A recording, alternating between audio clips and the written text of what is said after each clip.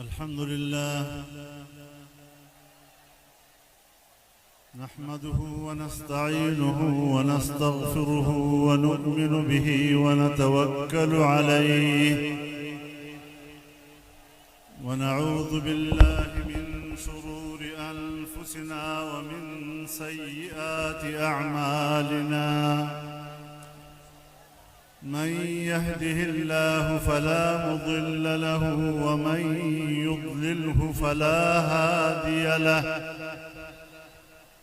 व नशहदु अन ला इलाहा इल्लल्लाहु वहदहु ला शरीक लहु व नशहदु अन्न सय्यदना व सनदना व मौलाना मुहम्मदन अब्दुहु व रसूलुहु أرسله بالحق بشيرا ونذيرا وداعيا إلى الله بإذنه وسراجا منيرا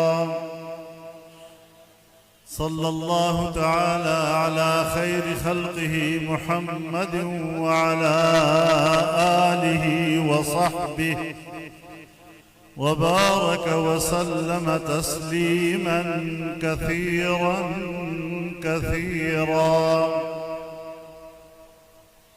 أما بعد فأعوذ بالله من الشيطان الرجيم بسم الله الرحمن الرحيم يا أيها الذين آمنوا إن تطيعوا الذين كفروا يردوكم على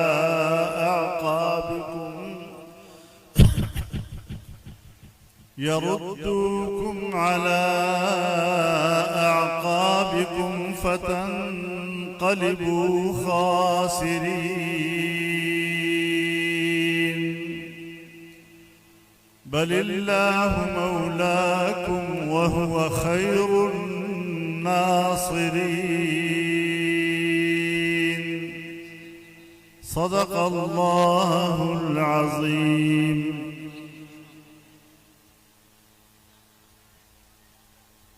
जनाब सदर मुहतरम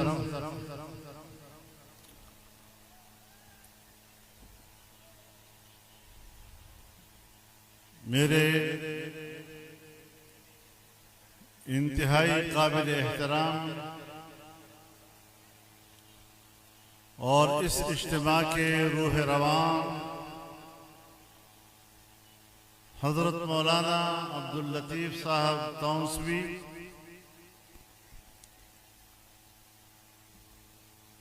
हजरत मखदूम मुकर्रम मौलाना अब्दुल सत्तार तौंसवी साहब रहमहुल्लाह के खानवादे के तमाम बुजुर्गान व अकाबिरीन व असागिरीन, स्टेज पर मौजूद मुआज़्ज़िज़ीन, मेरे बुजुर्गों, मेरे दोस्तों और भाइयों, तवील अरसे के बाद आज यहाँ तौसा में इस अज़ीमुश्शान और फ़क़ीदुल मिसाल इज्तिमा से मुखातिब हो रहा हूँ और मेरे लिए सआदत की बात है कि जिस निस्बत से ये इज्तिमा मुनक़्क़द हुआ है, मैं उसमें शिरकत की सआदत हासिल कर रहा हूँ। मेरे मोहतरम दोस्तों,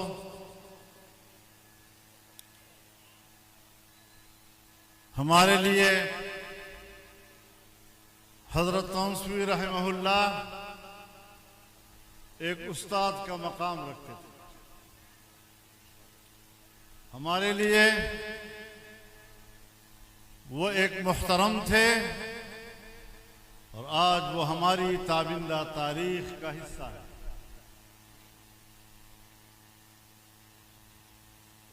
मेरे मोहतरम दोस्तों,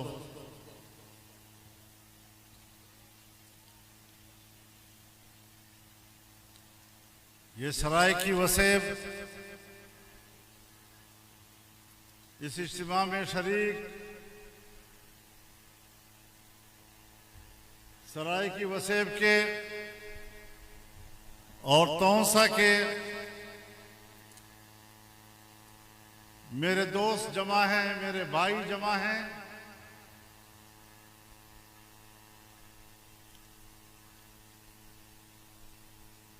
हम भी कोहे सुलेमान का दामान हैं और आप भी कोहे सुलेमान का दामान हैं। हम सब दामानी हैं।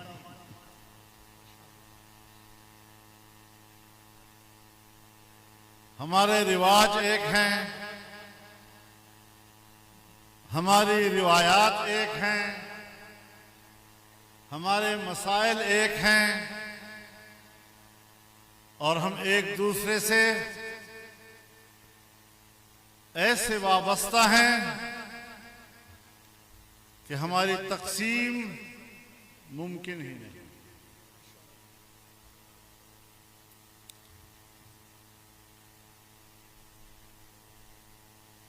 कुछ बातों पे हमें गौर करना है।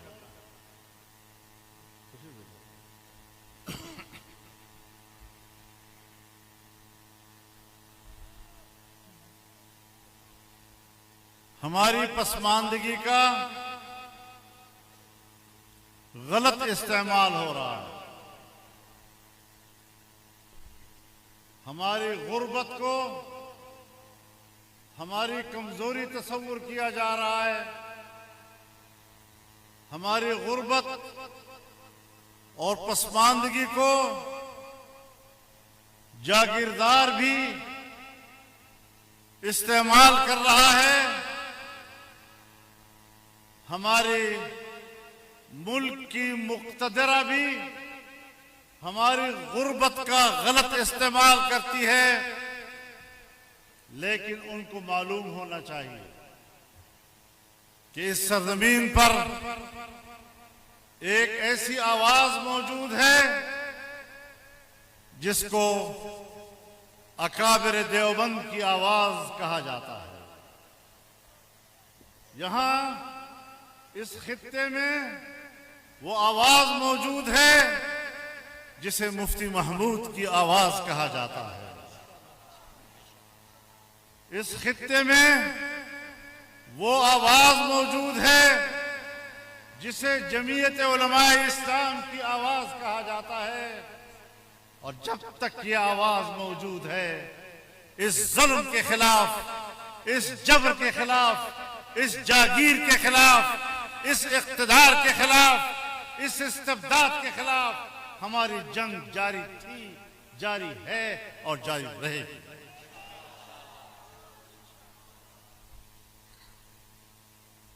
बस एक काम करना है आपने,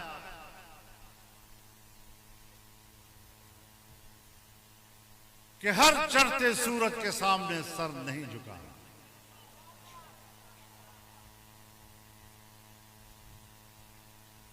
एक पुख्ता नजरिया, एक पुख्ता अकीदा, ये हमारी आजादी और हुर्रियत की अलामत बन सकता है। इन कुव्वतों ने हमें गुलाम बना रखा है। ये अंग्रेज के वफादार हमेशा गुलामी पे राजी रहते हैं। आपको भी उन्होंने इस गुलामी पे राजी रखना है। लेकिन जिस स्टेज से मैं बात कर रहा हूं, ये गुलामी से बगावत का स्टेज है। ये गुलामी से बगावत का मैदान है और गुलामी से बगावत हमारी शनाख्त है। मैं चाहूंगा कि ये इज्तिमा, ये वसेब, ये सराय की सरजमीन, ये तौसा की सरजमीन आजादी की आवाज बन जाए और गुलामी के खिलाफ बगावत की शिनाख्त बन जाए।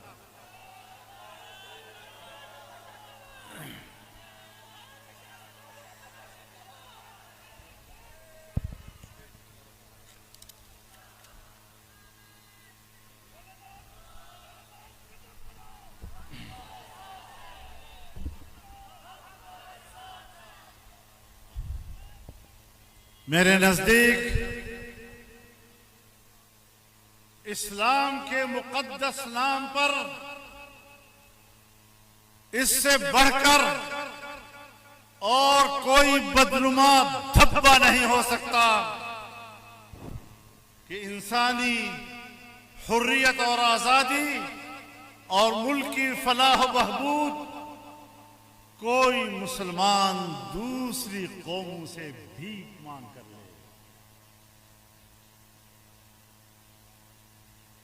दूसरी कौमों से आजादी की भीख नहीं मांगी जाती।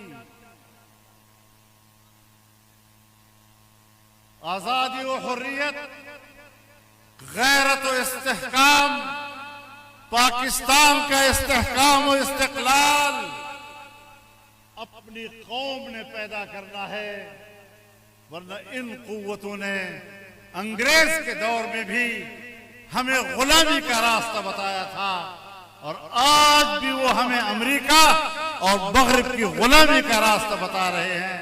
हमें इस इज्तिमा से उनको पैगाम देना चाहिए कि इस नजरिए की हमने पहले भी नफी की थी, इसका इनकार अंग्रेज के दौर में भी हमने किया था और आज भी हम इस नजरिए का इनकार करते हैं और खुलकर इस नजरिए के खिलाफ बगावत का ऐलान करते हैं। नारे तकबीर, जमीयत उलमा इस्लाम ललकार है, ललकार है, ललकार है, ललकार है। आजादी है शेखुल हिंद।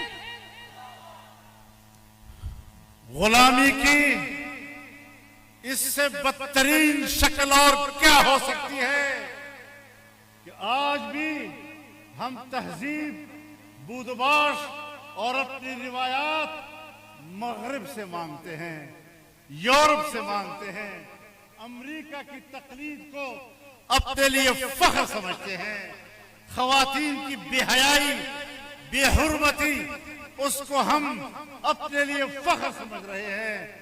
हम मगरिब की तहजीब को कबूल करने के लिए पैदा नहीं हुए।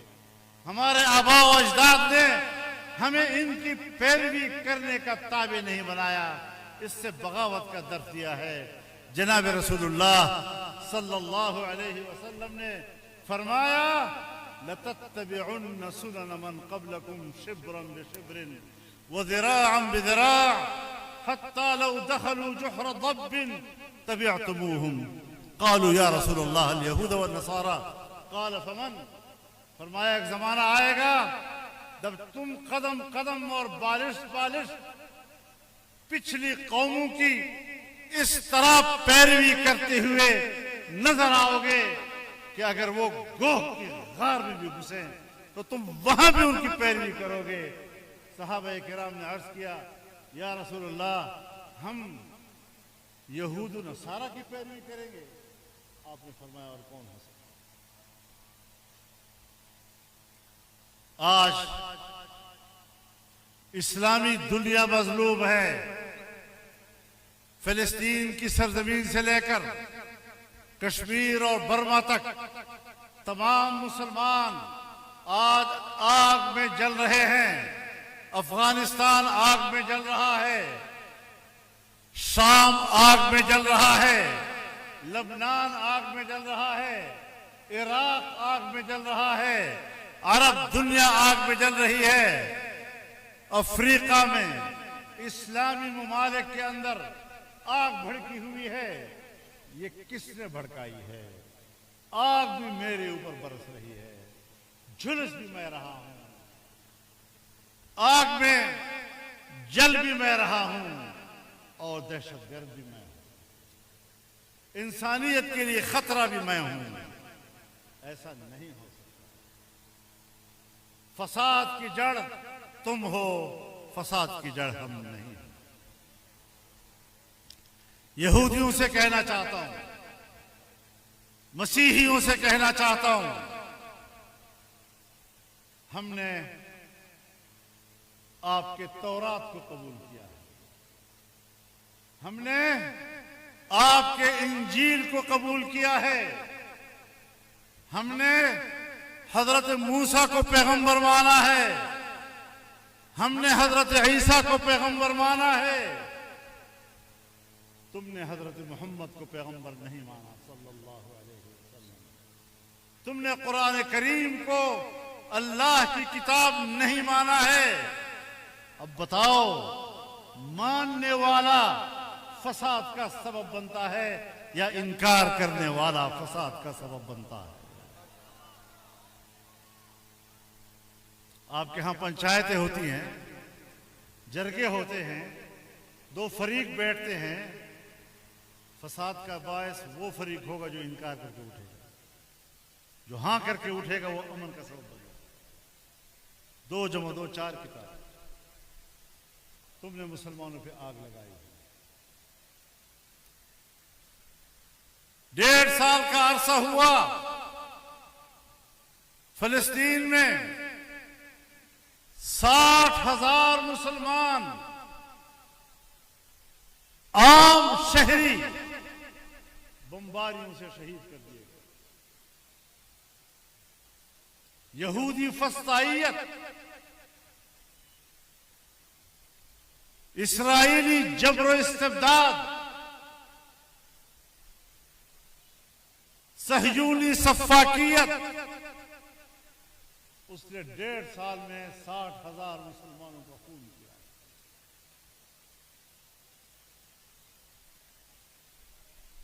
हर लम्हा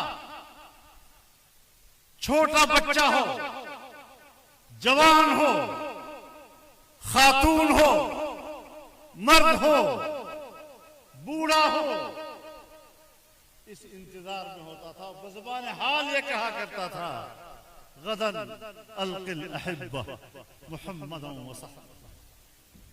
बस लम्हा आने वाला है, बस सुबह होने दो तो मैंने अपने दोस्तों से मिलना है, हजरत मोहम्मद से मिलना है, उसकी जमात से मिलना है। इस कैफियत में जिंदगी गुजारने वाले मुसलमान क्या गुजरती हुई। याद रखो, आज तुमने दुनिया को कहना है कि हमने गजा का खात्मा कर दिया, हमने फिलिस्तीनियों का खात्मा कर दिया। दुनिया में जंगें छिड़ती हैं, शिकस्त वो खाता है जिसका सर झुक जाए, जिसका सर कट जाए उसको शिकस्त नहीं कहते। फलस्तीनियों ने सर कटवाए, सीनों पे गोलियां ली, इज्जत और इफ्तिखार के साथ शहादत को दावत दी, शिकस्त तस्लीम नहीं की, हिजरत नहीं की, घर नहीं छोड़ा, अपने खंडरात में ही उन्होंने 1 साल 1.5 साल गुजारा। इस्राएली जुल्म नामंजूर, इस्राएली जुल्म, इस्राएली जुल्म, अमरीकी जुल्म, तागूती जुल्म। और इस पर अमेरिका और यूरोप बात करता है इंसानी हुकूक का, कि हम इंसानी हुकूक के मुहाफिज हैं। तुम इंसानी हुकूक के कातिल। तुम्हारे हाथों से इंसानियत का खून टपक रहा है, और जिसके हाथ से इंसानियत का खून टपक रहा हो उसे इंसानियत की क़यादत करने का कोई हक नहीं। अमेरिका इस वक्त सुपर ताकत नहीं है, चालबाजियां करता है। आज उसने चीन को, रूस को, पूरी दुनिया को इक्तिसादी दौड़ में ऐसा उलझा दिया है कि सारी दुनिया को फिलिस्तीनी भूल गया। कब तक इन चालबाजियों के साथ आप अपने जराइम पर पर्दा डालते होंगे? नेतन्याहू जंगी जराइम का मुर्तकिब है। अमेरिका और यूरोप अगर उसकी हिमायत करते हैं तो नस्ल कुशी में ये सब बराबर के मुजरिम हैं। और मैं सिर्फ इनकी बात नहीं करता, कोई मुसलमान हुक्मरान अगर इन हालात में भी खामोश है, उनकी जुबानें गूंग है, मैं इन मुसलमान हुक्मरानों को भी इस जब्र इस्तिबदाद का हाल समझता हूं। इससे ला ताल्लुक नहीं हो सकता। अमेरिका का जो यार है, अमेरिका का जो यार है, इस्राएलियों का जो यार है, यहूदियत का जो यार है, जमीयत उलमा इस्लाम पूरी कौम को पुकार रही है। इंशाअल्लाह अज़ीज हम तमाम मकातब फिक्र को दावत देंगे, उलमाए किराम को दावत देंगे, तमाम मकातब फिक्र यकजा हों और वो एक मुत्तफ़क़ा मौक़िफ़ लें, कौम के सामने एक मुत्तफ़क़ा मौक़िफ़ लाए। और मैं तजवीज़ करूंगा अपने अकाबिर के सामने कि एक हफ्ते के अंदर अंदर कौमी सतह का कन्वेंशन इस्लामाबाद में बुला लिया जाए। लब्बैक लब्बैक लब्बैक लब्बैक लब्बैक लब्बैक। मेरे मोहतरम दोस्तों, आगे बढ़ने के अज़म के साथ जिंदा रहना है, पीछे हटना इससे मौत बेहतर है। मौत ये गुनाह कबीरा है, फिरार अन ज़हफ़ ये कबायर में से आगे बढ़ना है। पाकिस्तान में हमारा एक किरदार है, इस मुल्क में शरीयत के क़याम के लिए एक मुसलसल जद्दोजहद का नाम है जमीयत उलमा इस्लाम। खिलाफत राशिदा के क़याम के लिए एक जुहद मुसलसल का नाम है जमीयत उलमा इस्लाम। और मैं ये बात दावे से कह सकता हूं कि जब तक उम्मत मुस्लिमा कुरान व सुन्नत की तालीमात पर अमल पैरा रही, इनफिरादी जिंदगी में भी और इज्तिमाई जिंदगी में भी अक़वाम आलम पर उनका दबदबा, उनका रौब था। और जब से हमने कुरान और सुन्नत का रास्ता छोड़ दिया है, आज हम गुलामी की रुसवाई और जिल्लत की दलदल में फंस गए। बड़े हिम्मत के साथ मुकाबला करना।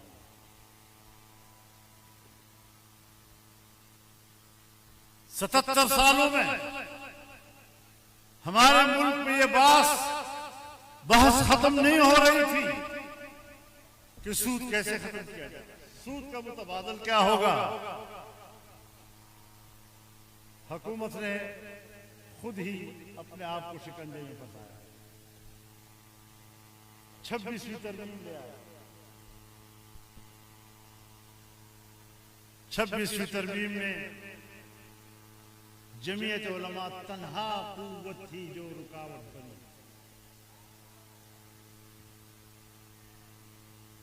इस तरमीम के 56 नुकात थे।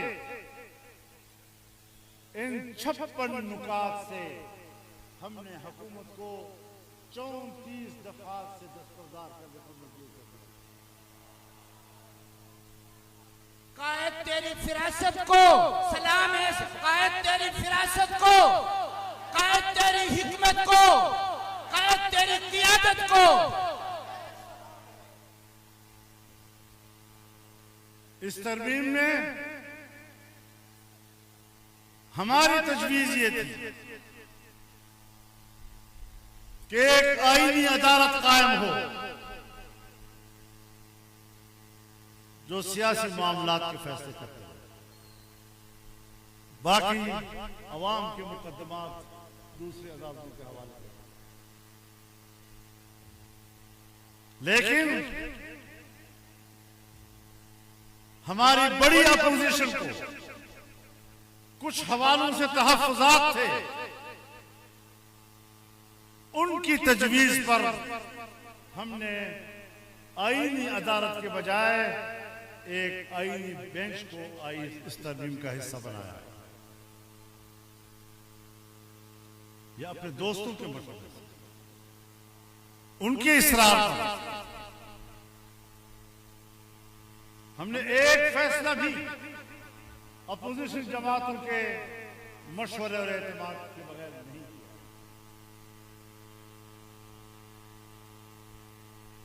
तो फिर असर नौ लोगों को बेखबर रखकर नए मसाइल पैदा क्यों किए जा रहे हैं? हमने पाकिस्तान की तारीख में पहली मर्तबा इस बात को आईन का हिस्सा बनाया कि 1 जनवरी 2028 से पाकिस्तान के अंदर सूद मुकम्मल तौर पर खत्म कर दिया। कायद जमीयत मौलाना फजलुर रहमान, जमीयत उलमा इस्लाम, ताज व तख्त खत्म नबूवत।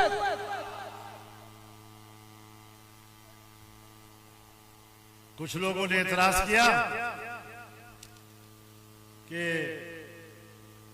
2028 1 जनवरी, तो मैंने कहा 2028 का 1 जनवरी आपको नजर आता है और वो जो 1947 से आज तक नजर नहीं आता।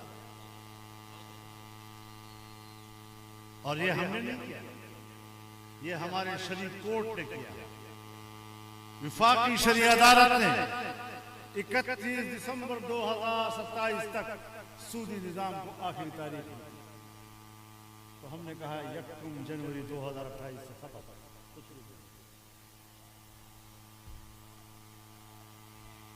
अब अगर खुदा न खास्ता इस तरमीम को नुकसान पहुंचता है तो सूदी निजाम के खात्मे के फैसले को नुकसान पहुंचेगा या नहीं?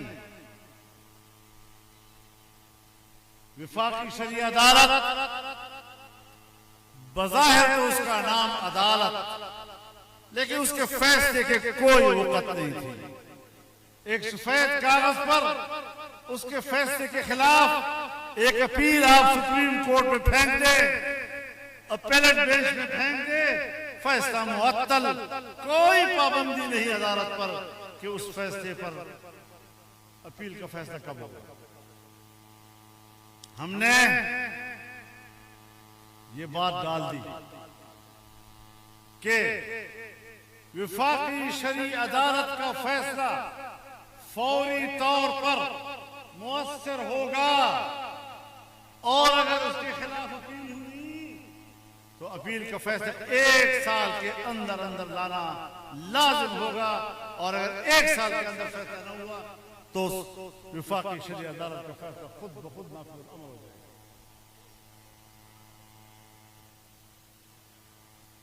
विफाकी शरीय अदालत में उसका अपना जज अपनी अदालत का चीफ जस्टिस नहीं बन सकता था।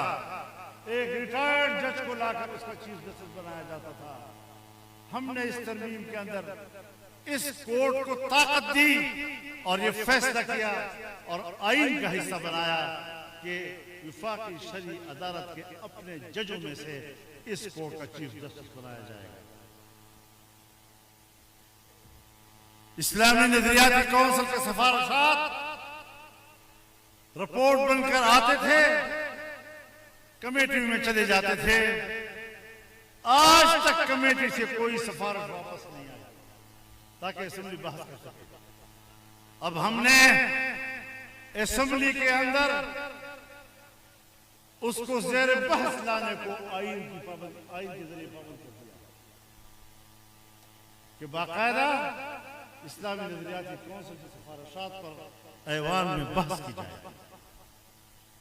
तो बहस होगी, 2 फरीक बन जाएंगे। फिर शरीयत के मुताबिक फैसला नहीं होगा तो आईन इजाजत नहीं देता।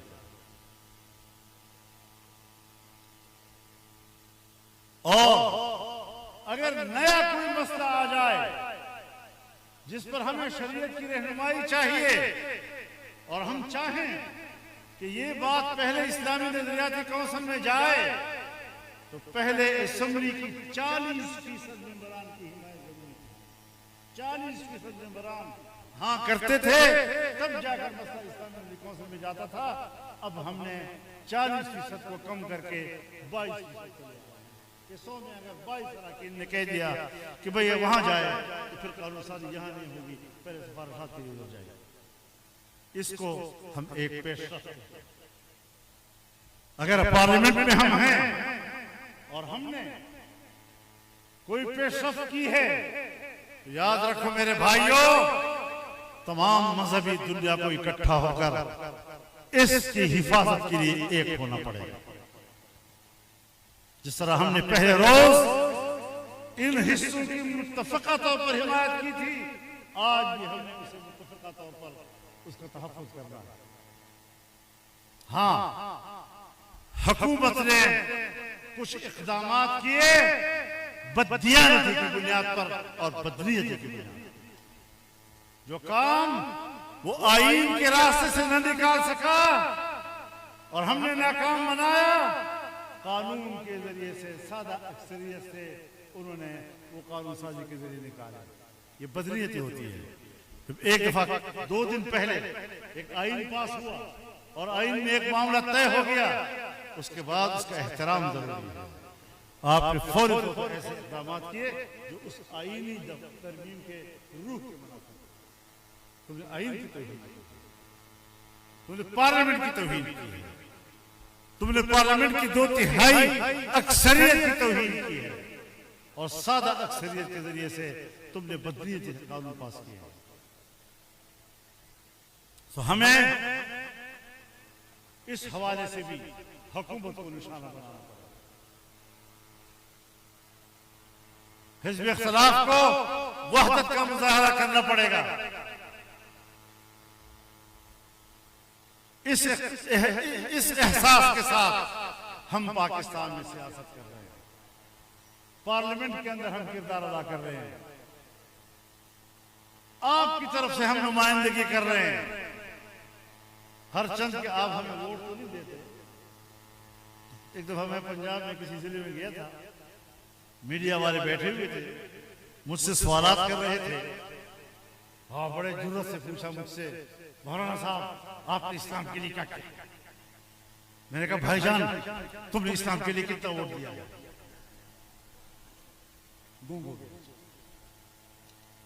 कौन से वालों, तुम्हारी गुर्बत पर और तुम्हारी पसमानदगी पर तुम्हें ब्लैकमेल किया जाता है, तुम्हें जागीरदार ब्लैकमेल करता है। फिर थाने में तेरे साथ कौन जाएगा? फिर अगर मैंने थाने में तुम्हें पकड़ लिया तुम्हें कौन छुड़ाएगा? जमीयत वालों जरा अपनी जान में जान पैदा करो। जमीयत वालों अपने अंदर जरा कुव्वत पैदा करो, गैरत पैदा करो। मौलाना अमानुल्लाह साहब और ख्वाजा मुदस्सिर से कहना चाहता हूँ, अपने अंदर गैरत पैदा करो। अगर किसी जागीरदार ने और किसी खान ने एक गरीब आदमी को थाने में ले जाने की कोशिश की, उसका हाथ पकड़ लो और उसके मुंह पर 2-4 मुक्के लगा दो। नारे तकबीर, ललकार है, ललकार है, ललकार है, ललकार है। कायदे इस्लामी इनकलाब मौलाना फजलुर रहमान, जब तक तुम इन जागीरदारों की, इन नवाबों और खानों की गरीब के ऊपर जुल्म देखो और आप उसको गिरबान से नहीं पकड़ेंगे, आप उसका हाथ नहीं मरोड़ेंगे, तुम गरीब को आजादी नहीं दिला सकोगे। इसलिए कुव्वत बनो, इसलिए सियासी कुव्वत बनो। हमारे एक बुजुर्ग का कौल है, वो फरमाते हैं कि तुम तहज्जुदगुजार बनो, 5 वक्ता नमाजी बनो, लेकिन अगर कौम के अंदर सियासी शऊर पैदा नहीं करोगे तो एक दिन आएगा जब आपके 5 वक्ता नमाजों पर भी पाबंदी लगा दी जाएगी।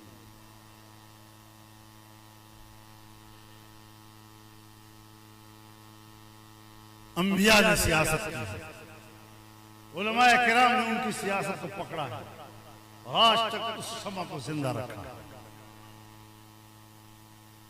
तो गरीब का साथ दो, गरीब को तहफ्फुज़ दो, जब उसका एतमाद पैदा होगा कि आज एक गरीब ने गरीब को तहफ्फुज़ दिया है और एक जमात इतनी ताकतवर हो गई है, उसको क्या पड़ी है कि वो एक जागीरदार की गुलामी करेगा। कमजोरी कुछ हम में भी है, हमें अपने फर्ज का एहसास करना चाहिए, हमें इस महाज पर अपनी हिकमत अमली बनानी चाहिए। और बाकी साफ बात है कि हमारे इलेक्शनों में धांधलियां होती है। मैं पीडीएम का सदस्य था, पीडीएम अभी तक टूटी भी नहीं है, लेकिन उसका सदर अपोजिशन में है और बाकी पार्टियां हुकूमत कर रही है।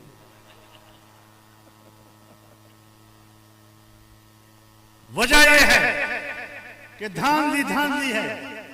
अगर 2018 में हुई तब भी हमने नहीं मानी, अगर 2024 में हुई तब भी हमने नहीं मानी। हमने अपने उसूल में तब्दीली की। जाली हुकूमत, जाली हुकूमत, जाली असेंबली। तो मेरे मोहतरम दोस्त, इंशाअल्लाह अज़ीज ये सिलसिला जद्दोजहद जारी रहेगा और इस खित्ते में तब्दीलियां आएंगी। जमीयत उलमा इस्लाम यहाँ तब्दीलियां लाएगी, लोगों में शऊर बेदार करेगी, हिम्मत और मर्दानगी आपके अंदर लाएगी और आपके अंदर एक खुद एतमादी लाएगी। मुल्क के अंदर भी इस्लाम के लिए, बाहर भी उम्मत इस्लामिया के लिए। तो इंशाअल्लाह अज़ीज ये सिलसिले जारी रहेगा। अपने अकाबिरीन के सिलसिलों को रोकना नहीं, इन सिलसिलों को जारी रखना है। अल्लाह ताला हमें इस मुल्क में इस्लाम का मुकम्मल आदिलाना निज़ाम हमारी आंखों के सामने हमें नसीब फरमाए, आमीन। और कौम को तौफीक दे कि वो इस नारे मस्ताना और नारे हुर्रियत का साथ दे और इस मुल्क के अंदर तब्दीलियों का जरिया बने। मैं आपका बेहद शुक्रगुजार हूँ। व आखिर दावाना अनिल हम्दुलिल्लाह रब्बिल आलमीन। तमाम दोस्त तशरीफ रखें, दुआ होगी और दुआ के बाद पुरअमन तरीके से आराम से, किसी को धक्का ना दें क्योंकि रास्ता बहुत कम है और अफराद बहुत हैं। दुआ के लिए मौलाना अब्दुल लतीफ तौसवी साहब दुआ फरमाएंगे।